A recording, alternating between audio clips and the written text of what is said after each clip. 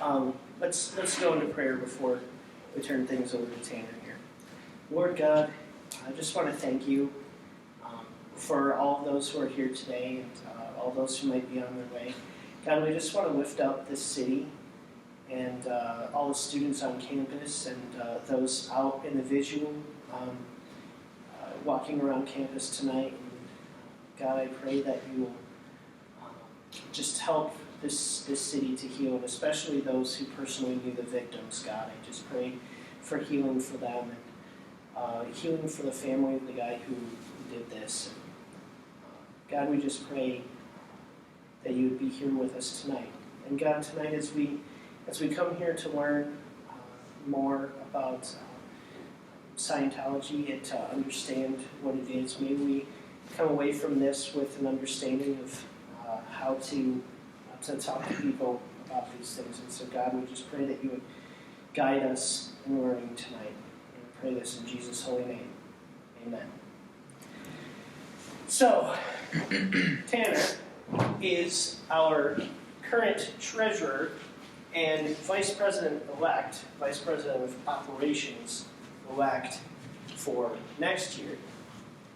And he's going to talk to us about Scientology.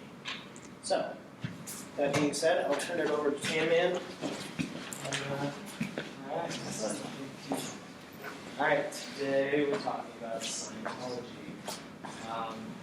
And I'm going to give a disclaimer that the earlier 2 weeks preparing for this, it seemed like I was getting more and more confused the more I knew. So bear with me as I try to explain the tweet. Yeah. Did anyone see the Super Bowl ad that they had? For sure. Yeah. So I'm going to show that first, and just look how they do things and what it looks like.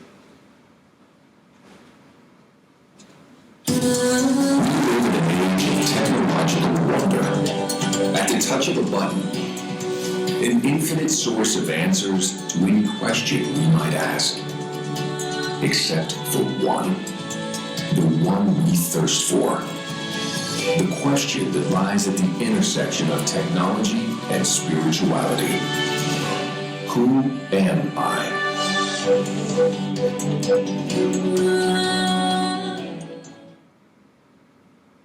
Looks pretty inviting, doesn't it? I mean, all the flashy, cool graphics. So, alright, so we're going to talk about some basic stuff. What is it? What do they believe? It has kind of a reputation for being like really ridiculous, so we're going to see if it's actually ridiculous, or does it fall short. Alright, so we're going to start with the founder.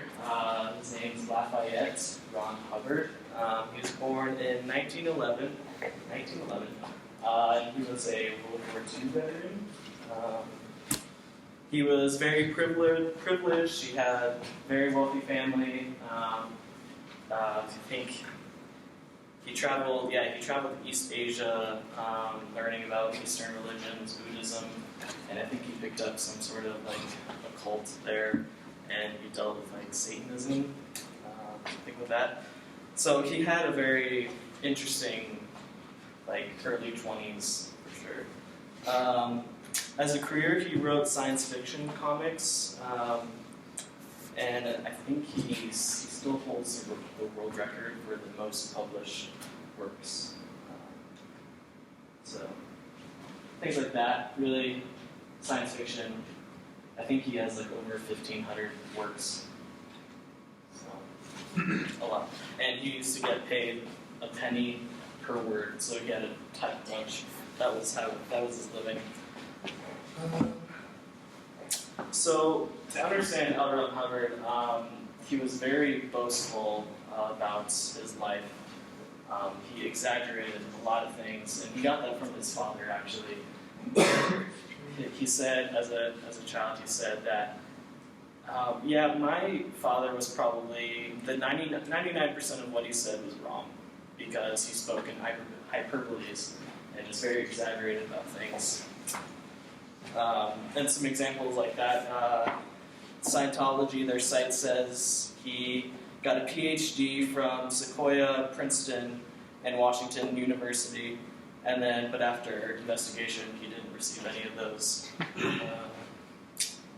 With military, in World War II, the Scientology site says he earned over 20 medals, and upon investigation, he only earned 4 of them. And one of them was the Purple Heart, and he never received that one either. So if you see a common theme, there's some exaggeration and lies. And again, with the military, it said he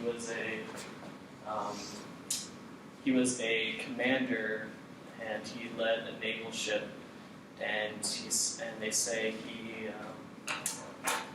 he fired he sunk 2 Japanese ships, and the military records say there was an air bubble in the water, or there was a log, and he fired missiles against that log and air bubble.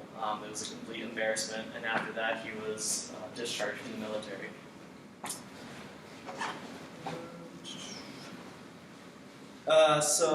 And even in the military, they said he had quite a bit of mental problems. Just the fact that he was shooting against a log, there's something going on there.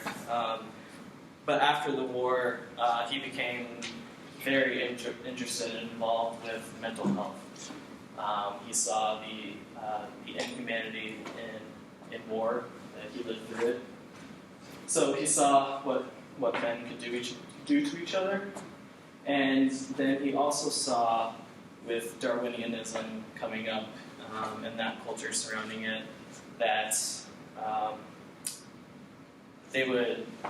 the Darwinians, they would reduce man to just bodies, and he believed that wasn't the case, and he still believed that there is a spirit. And with his comic book writings, you actually see quite a bit of themes with Dianetics, which he wrote in 1954, I think. And so you kind of see he got some ideas from his writings and the genre of science fiction. So you'd say, why would you compile these things and then call it truth?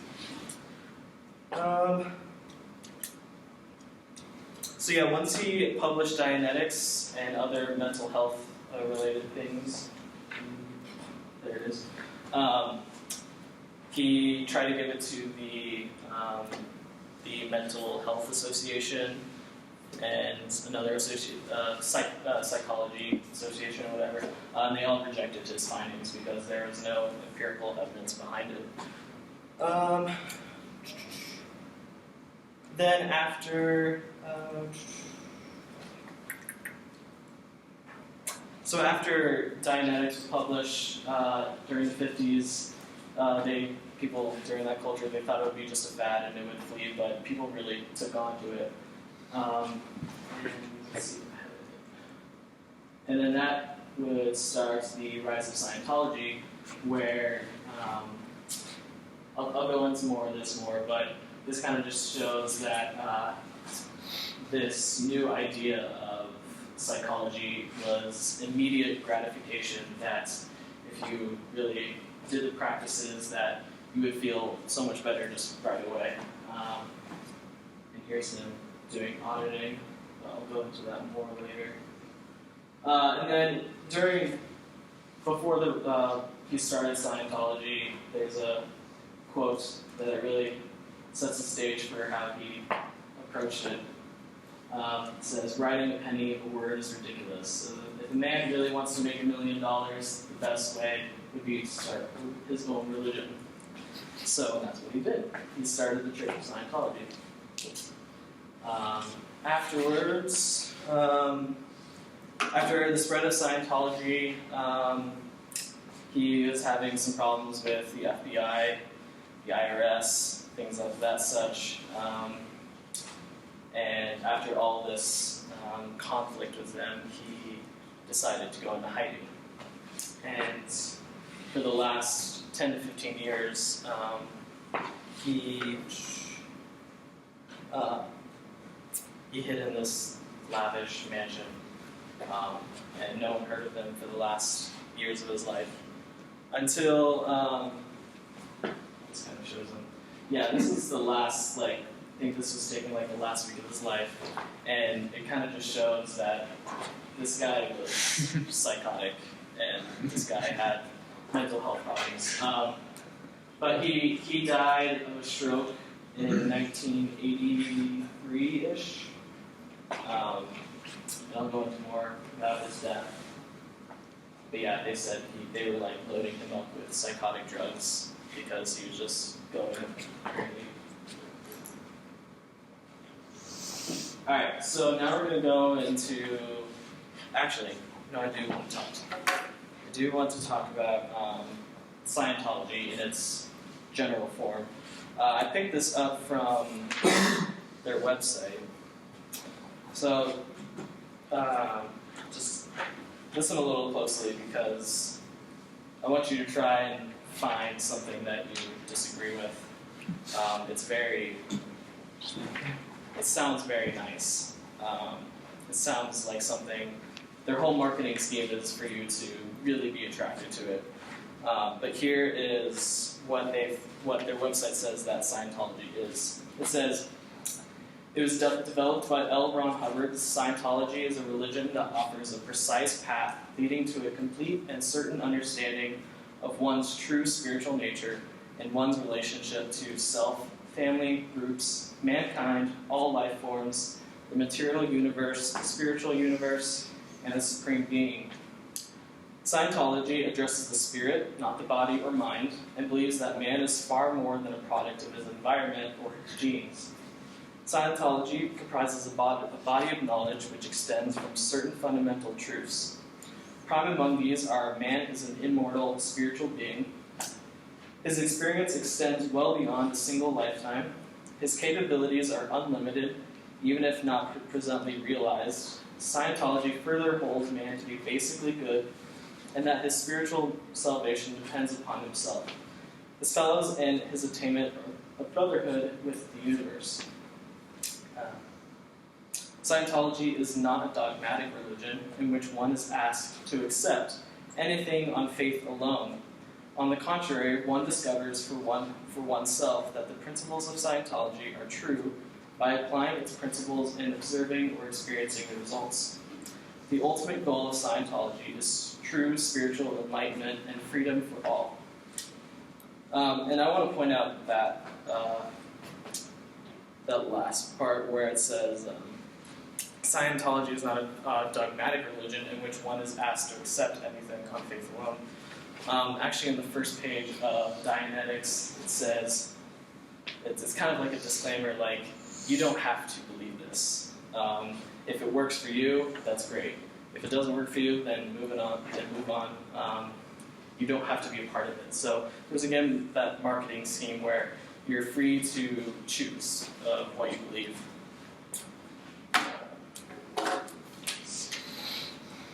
And the Scientologist that I talked to, he said, there's kind of controversy where you can be Christian and a Scientologist, but I disagree with that, so we'll go into that later.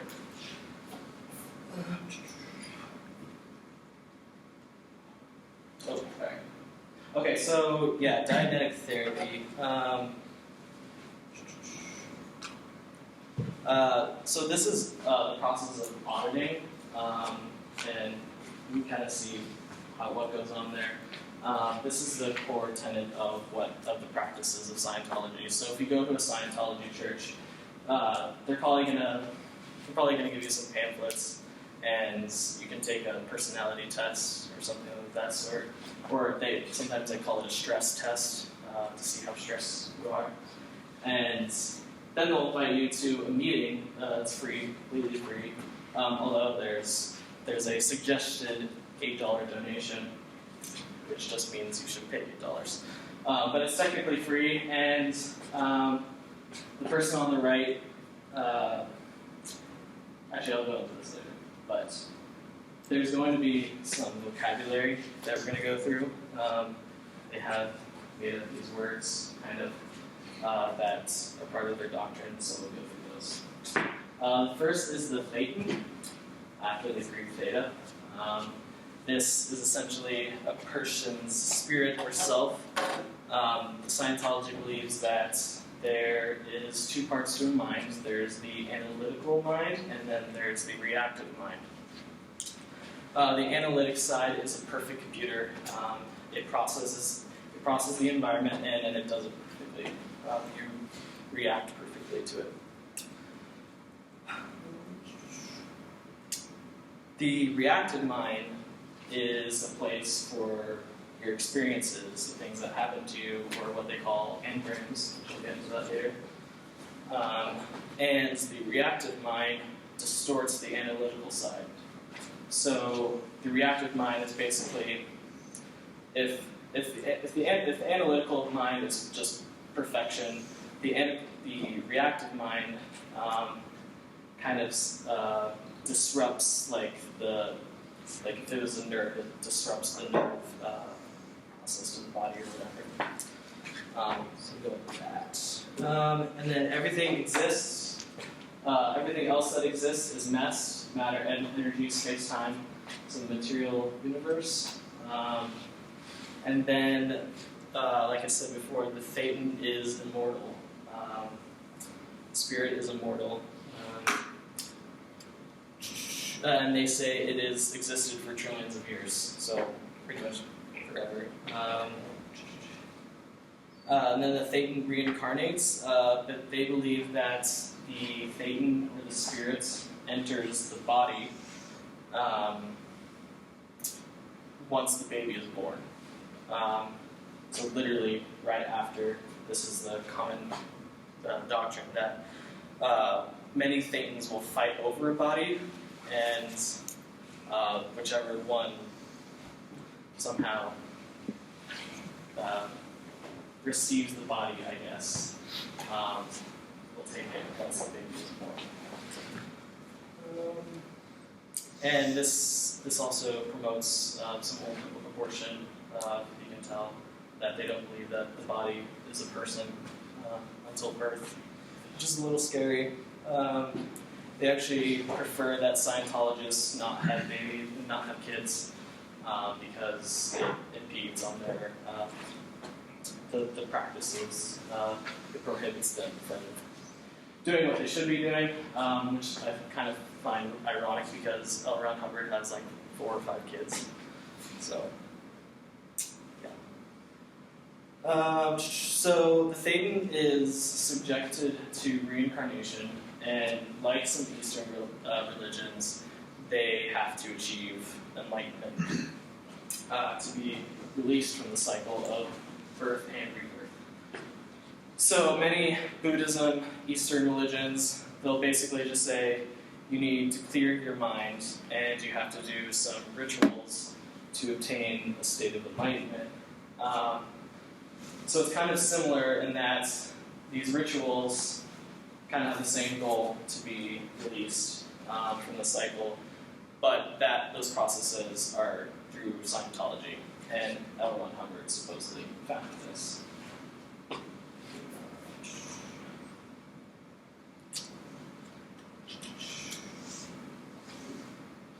Okay, and then next we have are the engrams.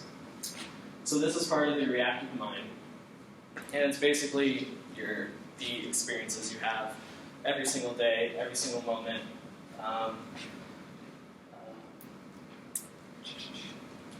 So I'm going to try and give an example for this. The easiest example I have is when you're a little child and you put your hand on the stovetop and you burn yourself. Later in life, you're going to, when you burn yourself on the stovetop, that hurts, and you're not going to do that again. So basically what would happen is, if once that experience of burning yourself on the stovetop, that becomes an engram, and it's stored, and that image is stored in your mind, and tells you, yeah, let's not put our hand on the stovetop again. So it kind of works like that. It's pretty basic psychology, actually. I think a couple other examples that are interesting would be one if, say, you eat something and you get food poisoning from it, and then afterward, every time you see or smell that food, you feel sick to your stomach. Yeah. Or if someone says, if you drop a glass and break a glass, and someone says, "You stupid moron," and then every time you hear breaking glass, you think to yourself, "I'm a stupid moron." Yeah, so these mental images affect how you live. And the purpose of that is to remove the engrams. So a person, a thetan, will have all these engrams in them, and they all have to be removed because you want a state of perfection. And that state of perfection what they call is clear. You're clear of all engrams. You're clear of all experiences affecting your daily life, and you will have a very perfect and happy life. So that's the goal. That's the goal of Scientology, is to be clear of all these engrams experiences. And what you're called is an operating thetan, which means you operate perfectly, basically. And with being clear, you were supposed to have perfect memory. You were supposed to remember everything throughout your life, because you need to remember all the experiences you have, and once you have knowledge of those experiences, you're clear. You've dealt with them. And most Scientologists will actually say that they remember their exact birth. They remember it detail by detail, which is quite incredible. And the first clear that L. Ron Hubbard presented to the public, he said this is the first clear lady. I forgot what her name was, like Sue or something. And they presented her to the public, and you're supposed to have a perfect memory. And they tried to give her these questions, and it was actually staged so the people in the crowd would get up and ask a question. The people that were asking questions, she already knew the answer to. But then people were a little suspicious in the crowd, and they started getting up and asking random questions.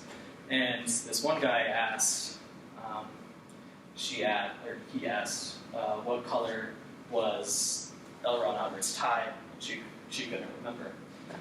And he was standing right there. So it was pretty much embarrassment that this entire goal of Scientology, in fact, just didn't work in front of the public. Tanner, I got a question. Yeah. What would they do? Because, okay, so you said that people who are clear can have these memories of even their own birth. Yeah. But if the thetan didn't enter them until after their birth? Like, literally when the baby is in the mother's canal. Like, it's that. So they can remember the first exact memory that they have. Okay. Yeah. Any other questions? Just shout them out. Yeah. You said they can remember their birth. Is that a hoax too, probably? I don't know. I mean, you can't really falsify a personal testimony, but it seems unlikely. Like, oh, I think I remember it. Even now that they're probably making it up in their head and go, man, then maybe this is the memory of it. Like after becoming a Scientologist, and really that's just their imagination and their belief, Right. based off their already circular reasoning worldview. For sure. There's definitely suspicions with this because not only do you have an engram from this life, LRH is L. Ron Hubbard, by the way.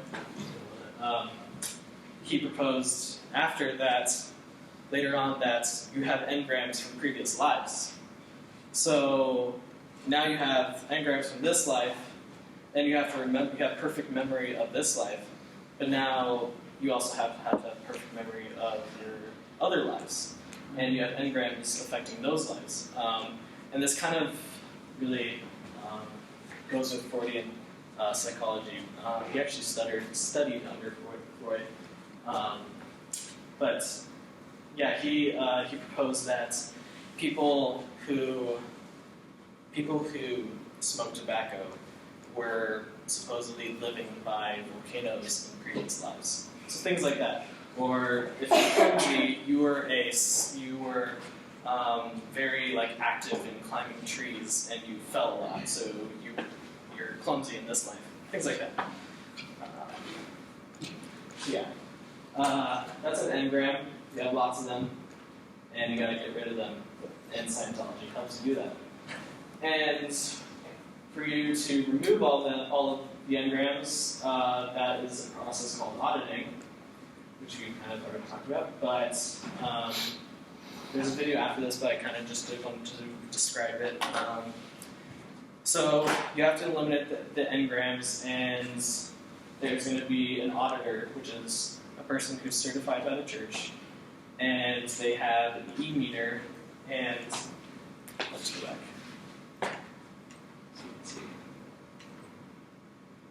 So you have the auditor on the left, and the guy on the right is the person being audited, and then he holds 2 tin cans.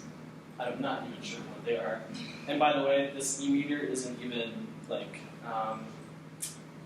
what do you call it, like, yeah, it's not, it doesn't have like a license or registered, like that it actually works, like by the government, they test like inventions, and it doesn't work for, so yeah, it's just something that LRH invented, and they use it, but it's not used anywhere else. So that's an e-meter, and what happens is, the guy holding the tin cans, he's going to be doing all the talking, and the auditor, she's going to be looking at the e-meter, and the e-meter will have a needle, and there's like some electric, or I think it measures like skin sensitivity is what it does. So as the guy is talking, he's just going to be talking about events in his life, and the auditor is going to be watching the needle. And as the person is talking, or just thinking, and she sees the needle spike at some moments, she's going to stop the guy and say, let's go back to what you just said, or let's go back to what was the thought that you just said. So she's going to keep asking to see, and she's going to be watching that needle. And as the guy talks about it more, and he thinks about it more, he is apparently going to have a clearer memory of what's happening. And the auditor is going to watch the needle, and if the needle doesn't spike anymore while he talks about this certain event, he is supposedly free of the engram.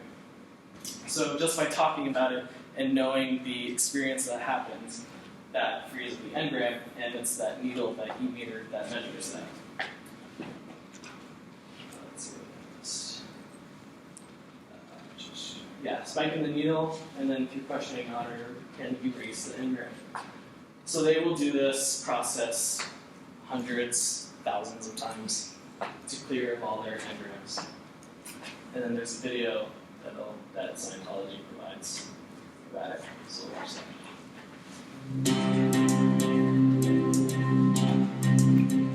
One of the fundamental principles of Scientology is that a person can improve his condition only if he is allowed to find his own truths about himself.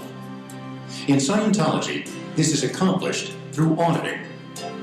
Auditing is the process of asking specifically worded questions designed to help you find and handle areas of distress. This is done with an auditor, meaning one who listens. An auditor does not offer solutions or advice. They are trained to listen and to help you locate those experiences that need to be addressed. But some experiences are so deeply buried within the mind, they are not easily recalled. The auditor helps you pinpoint these with the aid of an e-meter.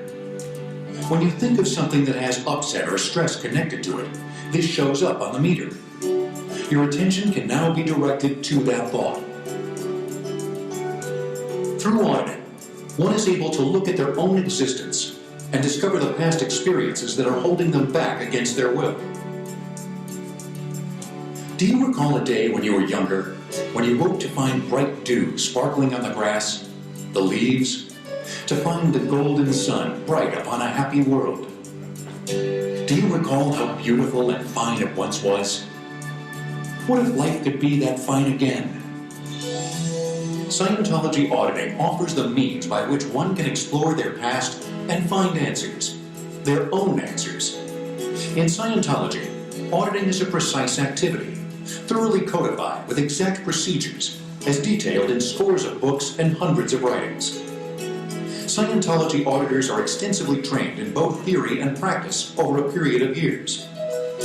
The purpose of auditing is to bring an individual from a condition of spiritual blindness to the joy of spiritual enlightenment and freedom, the long-sought goal of religion since its earliest beginnings.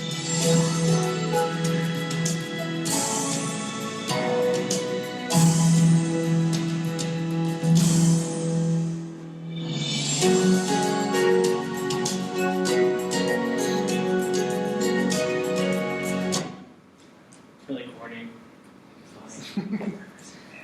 So yeah, that's kind of how auditing works. Any questions on that? Okay, we'll go over some basic worldview questions. First, is there a God? So, Scientology talks about there is a supreme being, although they don't distinguish what that supreme being is. They say that people can have their own concept of God. So that's why they kind of say that you can be Christian and Scientologist. But their whole doctrine and the way Scientology works really follows a Hindu Brahmin, where you have to clear the mind so you can reach a state of a godly state, basically. So, yeah, they don't really accept a God, but I'm pretty sure it's just a Brahmin, basically, that it consists of, all the spirit consists of one true supreme being. State of man. Man is basically good, and it's because of those engrams that makes him evil, and it allows him to do things that are not beneficial to men, to himself, and to other people. Like I said, Phaeton is trillions of years old. Phaeton's report to an implant station. I'll talk about this later. This has to do with the creation of the world and how we got here. Yeah, this is basically L. Ron Hubbard's.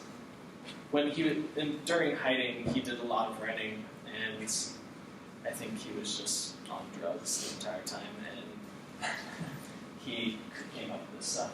So he said he closed his eyes and he came up with the creation of the world. Yeah, like I said, Phaeton's fight over bodies, evolution of man, Freudian concepts, always talk about that. So they do accept Darwinian evolution and the age of the earth and stuff like that, but where humans come in and where Phaetons come in is a different story. So we're Homo sapiens, and we're supposed to become Homo novus, which is basically just a godly state of being human. That's the goal. What is the meaning of life? It's, like I said, to rid a person of their engrams, to be clear. And I don't know if I was clear enough on this, but once you do remove all your engrams, then you don't reincarnate anymore. What infinite survival is, you basically just, I don't even know. You're in a godly state, basically, where nothing is holding you back. And when the Phaeton has engrams, they're drawn to a body because they need a body. But through Scientology, those efforts of removing the engrams, if you don't need a body anymore, then you're just some immortal spirit, and you're at a higher level of being. So you want to achieve that. You don't want to be reincarnated anymore. So that's the purpose of Scientology. Yeah, so they have 8 dynamics of life, starting with the self, sex and children, group, race, organism, nest, it doesn't matter, then theta. So as you go through as you go through Scientology, the auditing stage is going to be primarily with the self in this certain section, and it's supposed to be free.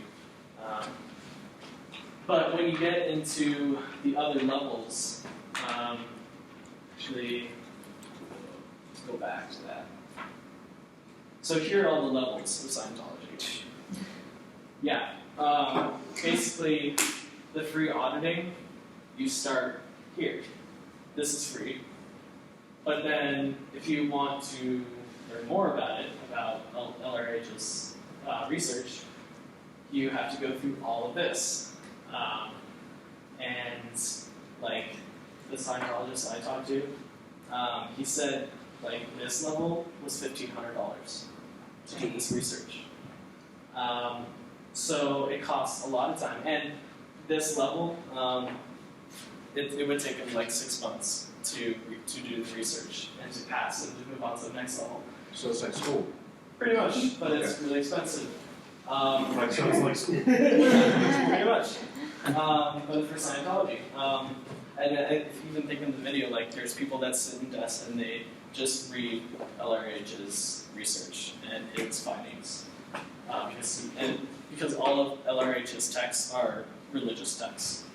So with the IRS, they don't have to, they don't tax them on it, even if you buy the text, because they're considered religious texts. So yeah, the highest level is OT8. OT stands for Operating Thetan, and it will take you 30 years, and you will spend over $300,000 to get to that state. So it is a money-hungry religion. It's not free. It's you could say why it's a cult, because all they want is money and for you to be fully committed. Actually, I didn't mention, if you want to be a part of Scientology and you want to like do the levels, they call it the C organization, and you sign a contract that says you will be a part of Scientology for the next 100 billion years. Like the contract says, sign your life 100 billion years. And if you guys are asking about this cross, this is their symbol. This is part of the 8 dynamics of life. So each point represents those. And they say it's not a Christian cross because the cross predates Christianity itself. So that's how they. So they're saying that symbol predates Christianity? No, that the cross itself Oh. predates Christianity. Oh, Yeah, that it crosses. Yeah. Right. Okay. Yeah, Oh, okay. that's on their website. Yeah. So, okay. Yeah. Okay. What happens after death? The soul lives on. If you're not part of Scientology and you're not clear, then you're reincarnated again until you reach a godly state. Yeah. Creation of the world. The world had evolved. The things do not always occupy the world. We'll get into this. Yeah, the information is not available until years of church attendance. It costs a lot of money to know this. So, like, you don't know what the creation of the world is until you're like OT3, which is way up there. In the documentary, they say, Going Clear documentary, they say that they hand you this briefcase with LRH's like personal notes, and he writes down the creation of the world. And I tried to ask the Scientologist that I knew because I tried to bring this up, the creation of the world to him, and usually their excuse is, well, I don't understand it, but I will. Not. So because when you're going through the levels, you're going to apparently you're going to understand LRH's research more and more as you go up.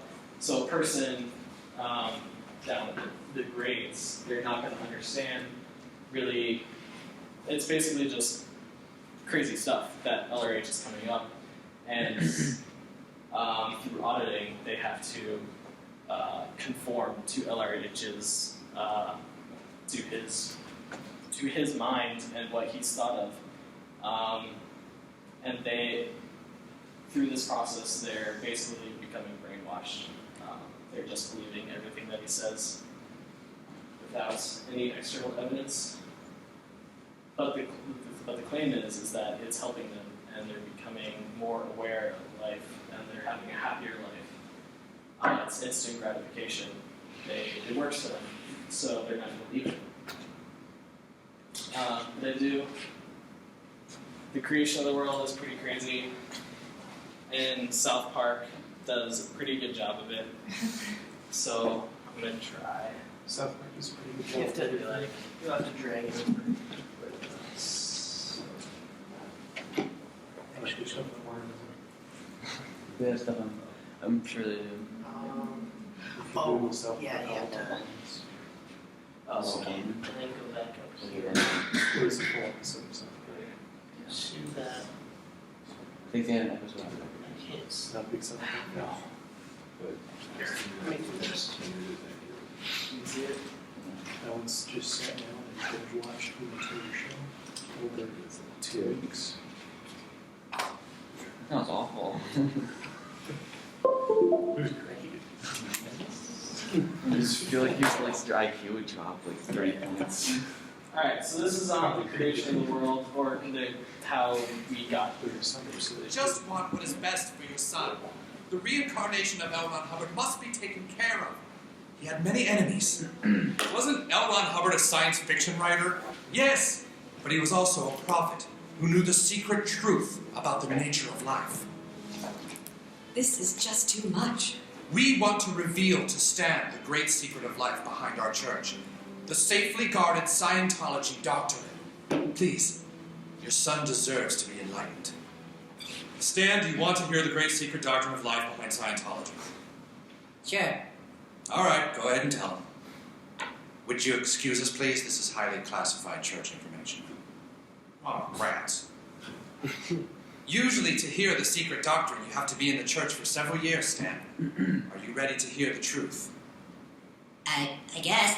You see, Stan, there is a reason for people feeling sad and depressed.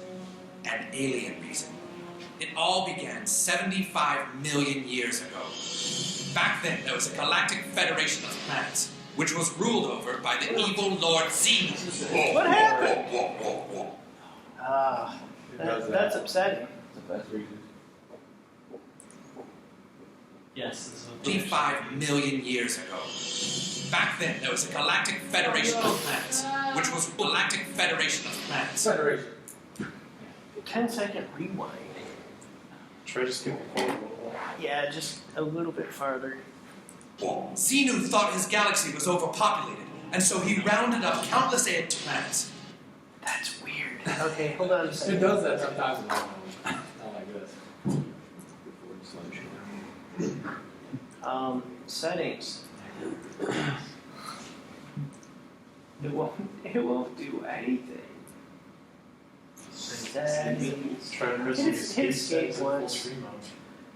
Yeah, here, let's reload it. Maybe it got angry. Maybe you see too bad. Yeah, Xenu. Gotta want to see you. Upset. 30 seconds. And now we have to wait. I think you have to turn this head left. Just act it out first, can you? Yeah, well, Just act it out. yeah, interpretive dance. I don't know if you know me, but it'll work. No interpretive dance. Is a person's spirit then different from a thing?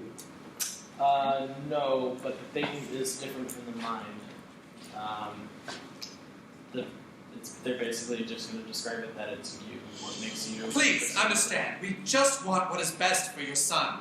The reincarnation of L. Ron Hubbard must be taken care of. Okay. He had many enemies. Wasn't L. Ron Hubbard a science fiction writer? Yes, but he was also a prophet who knew the secret truth about the nature of life. This is just too much.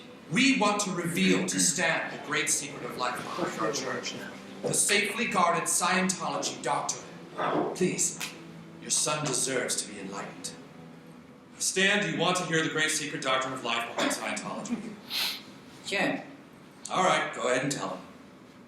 Would you excuse us, please? This is highly classified church information. Oh, rats. Usually, to hear the secret doctrine, you have to be in the church for several years, Stan. Are you ready to hear the truth? I guess. You see, Stan, there is a reason for people feeling sad and depressed. An alien reason. It all began 75 million years ago. Back then, there was a galactic federation of planets, which was ruled over by the evil Lord Xenu. Xenu thought his galaxy was overpopulated, and so he rounded up countless aliens from all different planets, and then had those aliens frozen.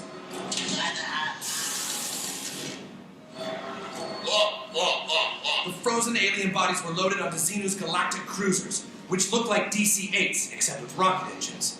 The cruisers then took the frozen alien bodies to our planet, Earth, and dumped them into the volcanoes of Hawaii. The aliens were no longer frozen, they were dead. The souls of those aliens, however, lived on, and all floated up towards the sky. But the evil Lord Xenu had prepared for this. Xenu didn't want their souls to return, and so he built giant soul catchers in the sky. The souls were taken to a huge soul brainwashing facility, which Xenu had also built on Earth. There the souls were forced to watch days of brainwashing material, which tricked them into believing a false reality. Xenu then released the alien souls, which roamed the Earth aimlessly in a fog of confusion. At the dawn of man, the souls finally found bodies which they could grab onto. They attached themselves to all mankind, which still to this day causes all our fears, our confusions, and our problems. L. Ron Hubbard did an amazing thing telling the world this incredible truth. Now all we're asking you to do is pick up where he left off. But I don't know any of this stuff. Neither did L. Ron when he started. He said he just closed his eyes and wrote down whatever came to mind. You can do the same. Just let it flow. Okay, I'll try. I just wish I could write my room. Tom Cruise won't come out of the closet. I know. So that's what they believe. They're early with these reading. Yes.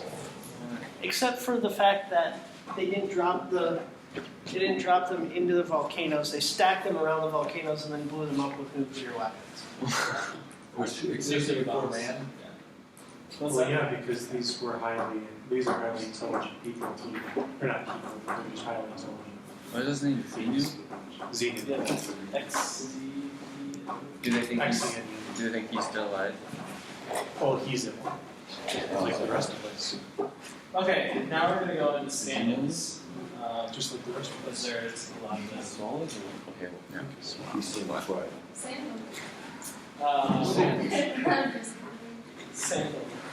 I was just There's a lot of them, but I'm only doing a couple of them. Operation Snow White. This is the biggest security breach in the history of the U.S. government. Some 5,000 Scientologists infiltrated, wiretapped, and stole documents from over 100 agencies and embassies in 30 different countries, all with the aim of purging material that criticized religion and its founder, L. Ron Hubbard. Mary Sue Hubbard, his third wife, was part of the infiltration, and she did prison time. LRH states that anyone against Scientology or says anything against what it says is a criminal. So that is the justification behind this. That's because the IRS was promoting anti-Scientology. They wouldn't grant them religion status, I guess, or tax-exempt status is what I mean. They decided to do this. Tax-exempt status was huge for them because they are money hungry, basically, and they would pay a ton of taxes. So they didn't want that. They say that with the combined three biggest organizations in Scientology, and there's 11,000 churches, the top three grossing organizations or buildings, they have assets in $1.5 billion in just three churches, the top grossing. So there's a lot of money in this. So yeah, they decided to do this, and there was like 13 people that were put in prison. They wanted to indict LRH, but that's when he went into hiding, so they couldn't find him. The next one, Gold Base, the hole. This is in someplace in California. It looks like a resort. I couldn't really find a good picture of it, the entire thing, but yeah, alright.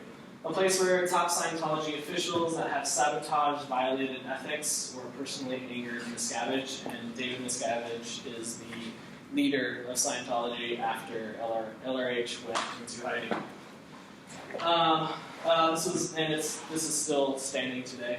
A place of confinement and humiliation where Scientology's management culture, always demanding, grew extreme. Inside Scientology leadership went at each other with brutal tongue lashings and even hands and fists. They intimidated each other to crawling on their knees and standing in trash cans and confessing to things that they hadn't done. They lived in degraded conditions, eating and sleeping in cramped spaces designed for office use. And I actually suggested this to the Scientologist, and he said, "Oh, I have friends there, and they say it's just fine." But if you look at it, this is the hole. It's supposed to look like an office building, and if you can see real close, there's bars on those windows. And they actually have the contractor that built those bars for those windows. And the FBI tried to infiltrate the building, but Scientology said no on the basis of the First Amendment, since they're no religion. So yeah, there are pretty terrifying witness testimonies. There's 3 people that have escaped this building, and they've told their testimonies. But if you even bring it up to a Scientologist, a leader of Scientology, they will say these are just people that who have defected, who have left the religion, and they just want to smear it. But so they won't even take any outside things brought against them. They won't even say anything about it.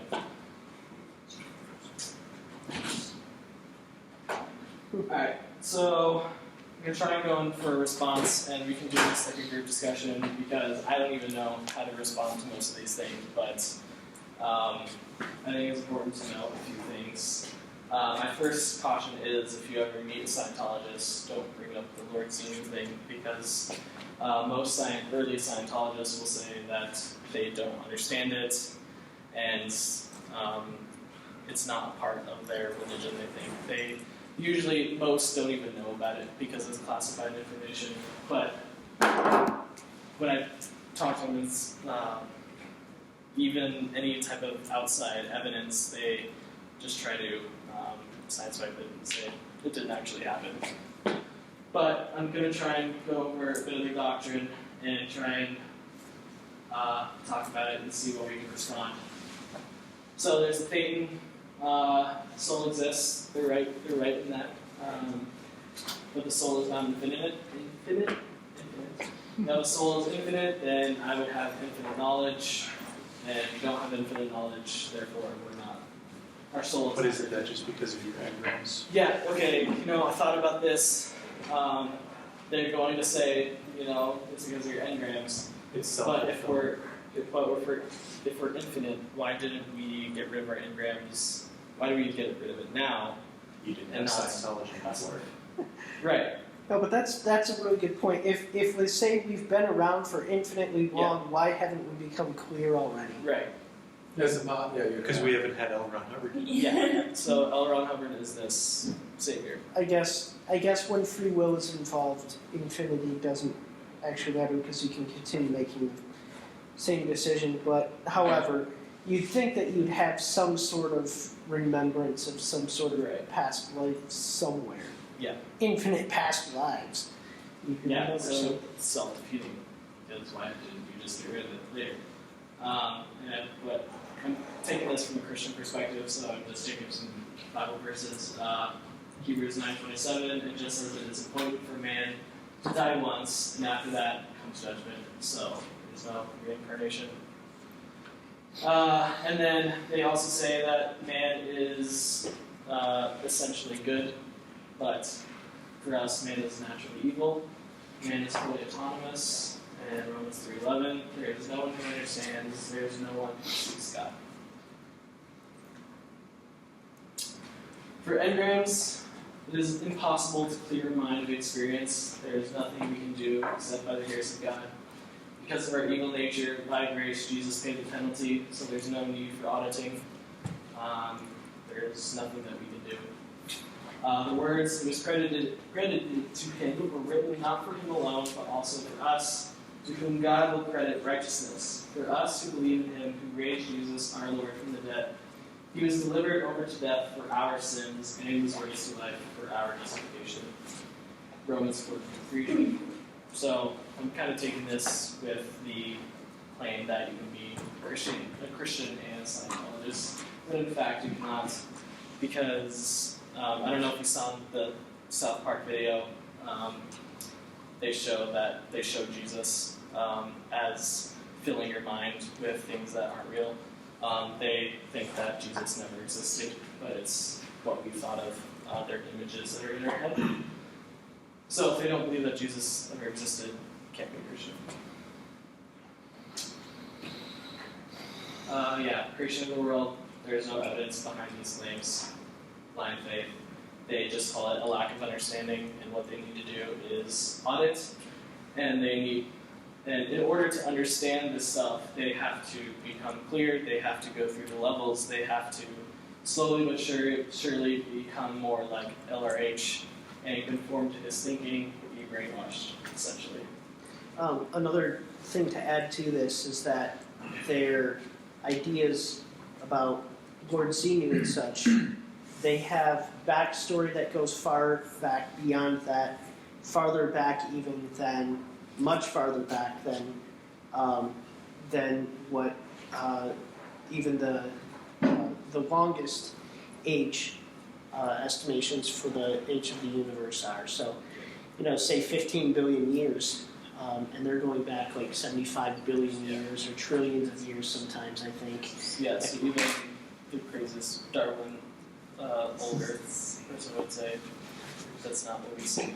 Right.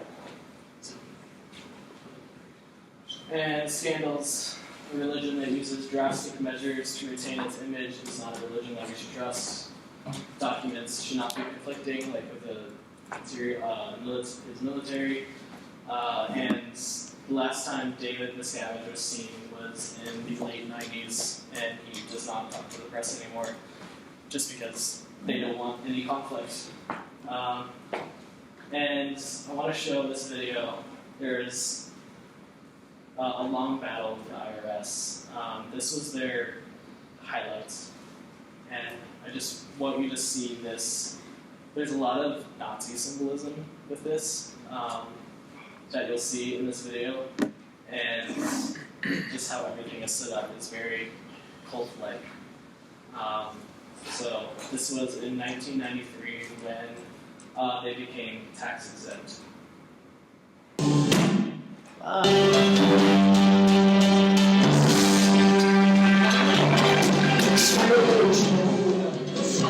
Now begin to show the shoulder.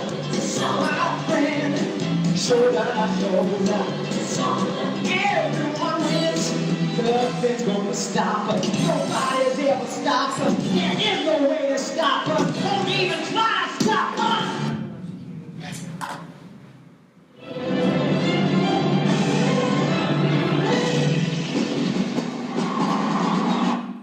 This is like a 2.5 hour long thing, but I just want to show one piece. Oh. Yeah. Let's just do it all. Let's do it all right here, right now. Save it for next rush or Christi walks the whole thing. Okay, there There you go. Sorry. I might be able to go back. Yeah. Yeah, there you go. Alright. Just like, How many see 132? Yep. Is that it? Okay. Yep. Did you just mute this? Maybe. Oh, I need to go before. Alright.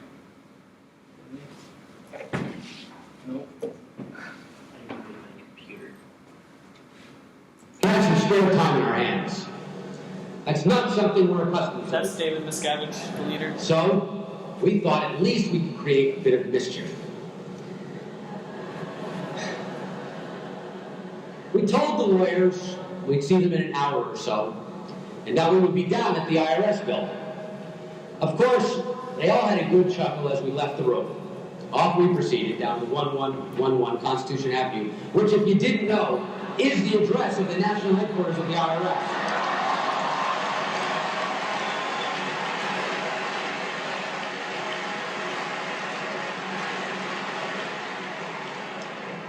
We presented ourselves to security at the front door, signed the visitor's log, and informed them we were there to see Fred.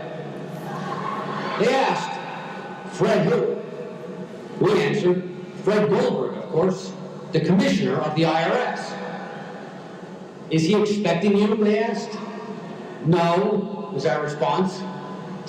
"But if you phone him on the intercom and tell him we're from the Church of Scientology, I am sure he'd love to see us."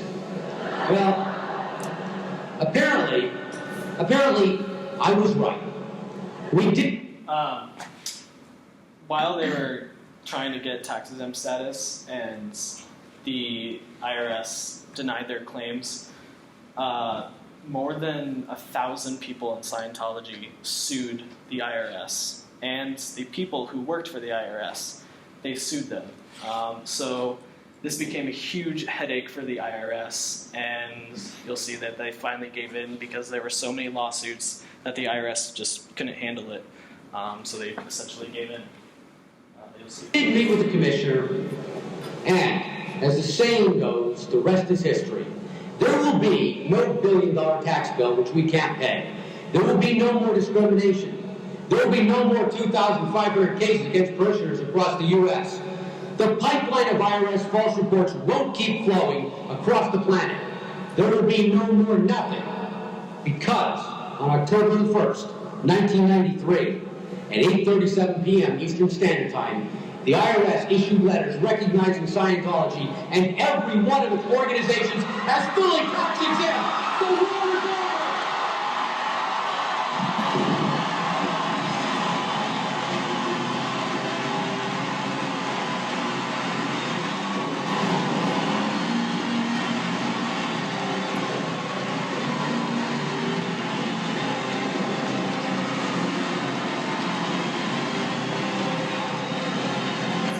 That goes on for like 5 minutes, and I just wanted to show like the war is over. Like this money is their prime pursuit. This is what they want, and they got it. So I think that counts as a promise. Any questions? That's all I got.